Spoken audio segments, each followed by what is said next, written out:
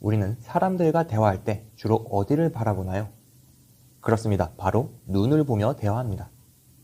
특히 좋아하는 사람과의 대화에서는 눈을 더 많이 바라보기도 하죠. 이처럼 우리는 대화할 때 눈을 자주 마주치고 이를 통해 대화가 진솔한지 느끼고 싶어 합니다. 실제로 대화할 때 눈을 자꾸 피하거나 시선 처리가 안정적이지 않으면 저 사람 나한테 뭐 숨기는 게 있나? 이런 의심이 들기도 하죠. 물론 시선 처리를 계속 확인한다고 해서 그 사람의 마음이 진솔한지 알 수는 없습니다. 하지만 눈의 부위 중에 우리가 통제할 수 없는 부분이 있습니다. 바로 동공이죠.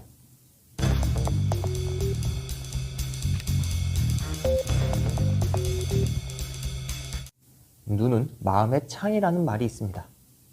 우리는 좋아하는 사람과 대화할 때 상대의 눈을 자주 바라보게 되죠. 실제로 우리 눈은 수많은 정보를 제공합니다. 그중 눈동자가 내보내고 있는 정보는 무엇일까요? 눈동자, 전문 용어를 빌리자면 동공지름.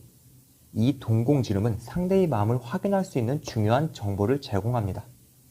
주변 빛의 밝기가 변하지 않는다고 가정할 때 교감신경이 흥분하면 동공의 크기는 커지게 됩니다.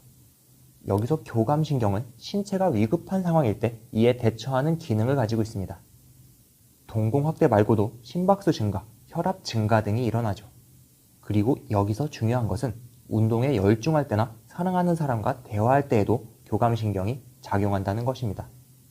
열심히 운동하는 사람이나 사랑에 빠진 사람의 눈이 초롱초롱해 보이는 것은 이 때문이죠. 시카고 대학교 심리학자 폴트헤스 교수의 동공지름 측정 장치를 통해 여러 번의 실험을 거쳐 다음과 같은 결론을 얻었습니다. 실험 참여자가 좋아하는 대상을 보여주면 순간적으로 동공이 확장된다는 사실을 말이죠. 또한 폴트헤스 교수는 소속 연구를 통해 암산할 때에도 동공이 커진다는 사실을 밝혀냈습니다.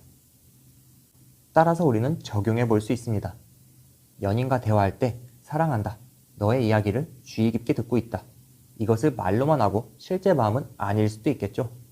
이때 동공지름에 대한 정보를 통해 나를 정말 사랑하는지, 나에게 정말 집중하고 있는지 알 수 있는 것이죠. 물론 햇살 가득한 곳으로 나와서 대화할 때 동공지름이 작아지는 것과 어두운 조명이 있는 곳으로 이동하여 대화할 때 동공지름이 커지는 것에 적용해서는 안 되는 거 아시죠?